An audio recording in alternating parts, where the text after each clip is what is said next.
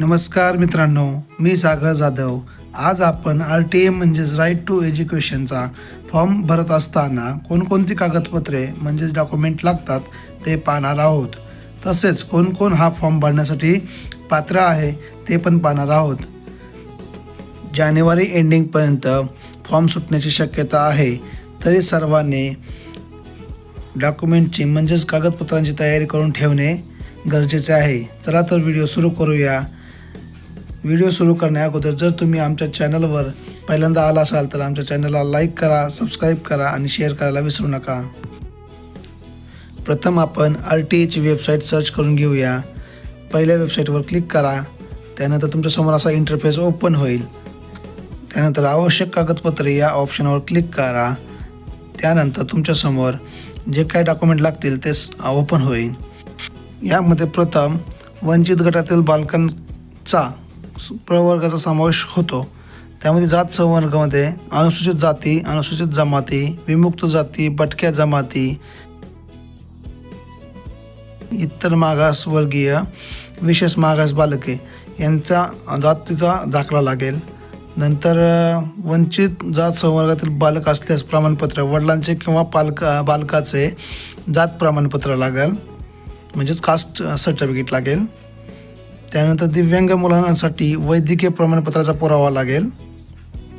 तो पुरावा जिल्हा शल्य चिकित्सक किंवा वैद्यकीय अधीक्षक, अनुसूचित जिल्हा शासकीय रुग्णालय यांचे 40% आणि त्यापेक्षा जास्त दिव्यांग असल्याचे प्रमाणपत्र। तसेच HIV बाधित किंवा प्रभावित असल्यास आवश्यक कागदपत्रे लागतील।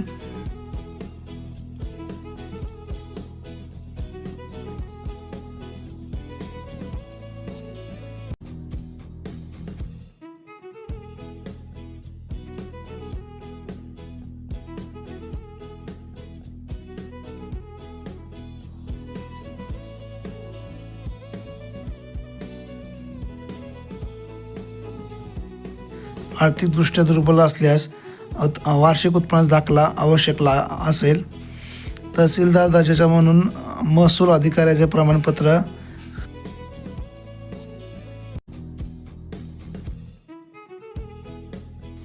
घटस्फोटित महिला पालक असल्यास न्यायालयाचा निर्णय किंवा घटस्फोटित महिलेच्या बालकाच्या आईचा रहिवासी पुरावा, 2-3 बालक वंचित गटातील असल्यास बालकाचे किंवा त्याच्या वडिलांचे जातीचे प्रमाणपत्र व बालक आर्थिक दुर्बल गटातील असल्यास बालकाच्या आईचा उत्पन्नाचा दाखला। तसेच न्यायप्रविष्ट असलेल्या घटस्फोटित प्रकरणातील महिलांसाठी घटस्फोटाचे प्रकरण न्यायप्रविष्ट असल्याचा पुरावा, घटस्फोट प्रकरण न्यायप्रविष्ट असलेल्या महिलेचा बालकाच्या आईचा रहिवासी पुरावा, आर्थिक दुर्बल गटातील असल्यास बालकाच्या आईच्या उत्पन्नाचा दाखला लागेल। तसेच विधवा महिला, पतीचे मृत्यूपत्र, 2 विधवा महिलेचा किंवा बालकाच्या आईचा रहिवासी पुरावा आणि वंचित दुर्बल गटातील असल्यास आईचा उत्पन्न दाखला लागेल। तसेच आधार कार्ड, वंचित व आर्थिक दृष्ट्या दुर्बल घटकातील सर्व बालकांकरिता आवश्यक। तसेच जन्मतारखेचा पुरावा लागेल, रहिवासी दाखल्याचा पुरावा लागेल, असे डॉक्युमेंट्स लागतील। तरी ही सर्व डॉक्युमेंट्स तुम्ही फॉर्म भरण्याच्या अगोदर तयार करून ठेवावीत। तसेच आपण वयोमर्यादा पाहूया।